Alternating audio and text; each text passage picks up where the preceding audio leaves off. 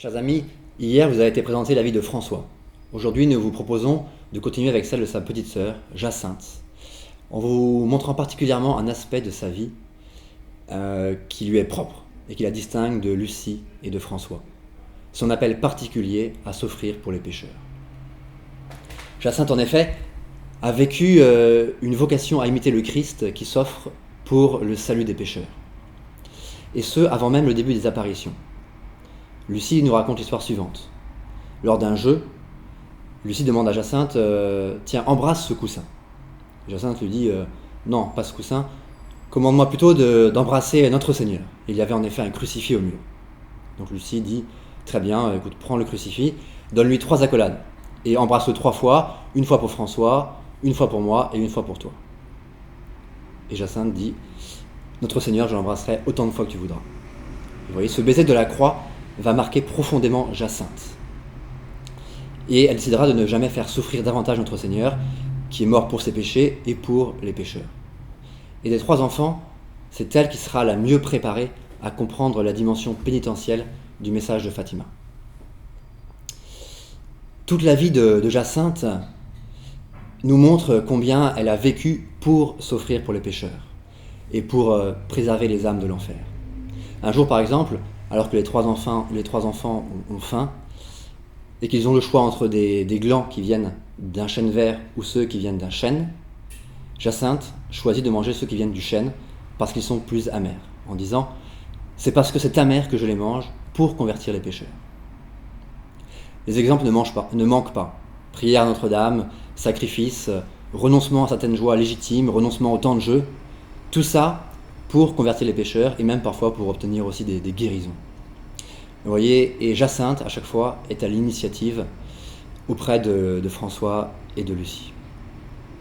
Sa fin de vie est particulièrement éloquente quant à son offrande de pénitence. Vous voyez, elle sait déjà, grâce à Notre-Dame, qu'elle ira bientôt à l'hôpital, qu'elle souffrira beaucoup, qu'elle mourra seule en l'absence de ses parents. Mais elle le fait pour la conversion des pécheurs, en réparation des offenses contre le cœur immaculé de Marie. Vous voyez, cette offrande d'elle-même est si parfaite qu'elle dira « J'aime tellement souffrir pour l'amour de Jésus et Marie ». Et effectivement, elle mourra seule le 20 février 1920 dans un hôpital de Lisbonne alors qu'elle n'a pas 10 ans. Et en mourant, elle annonçait qu'elle continuerait son offrande au ciel. Alors quel enseignement pouvons-nous en tirer ? Il faut d'abord se poser la question, quelle place donnons-nous à la pénitence dans notre vie ? Certes, nous n'avons probablement pas reçu les mêmes messages que les enfants de Fatima, nous n'avons pas eu de vision de l'enfer, nous n'avons pas eu cette vocation particulière à vivre la mortification comme l'a eu Jacinthe.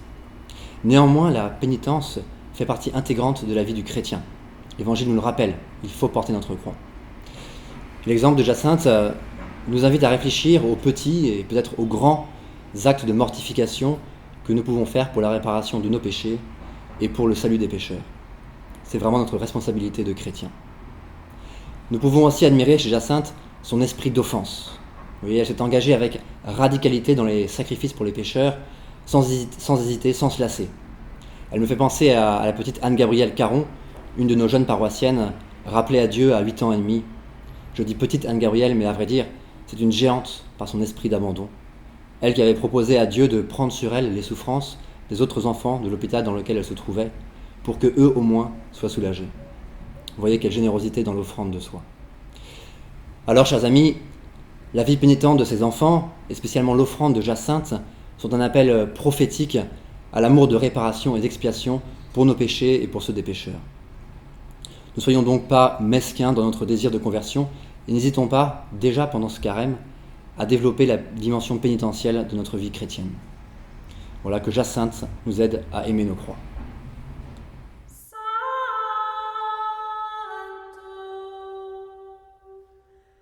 Santo,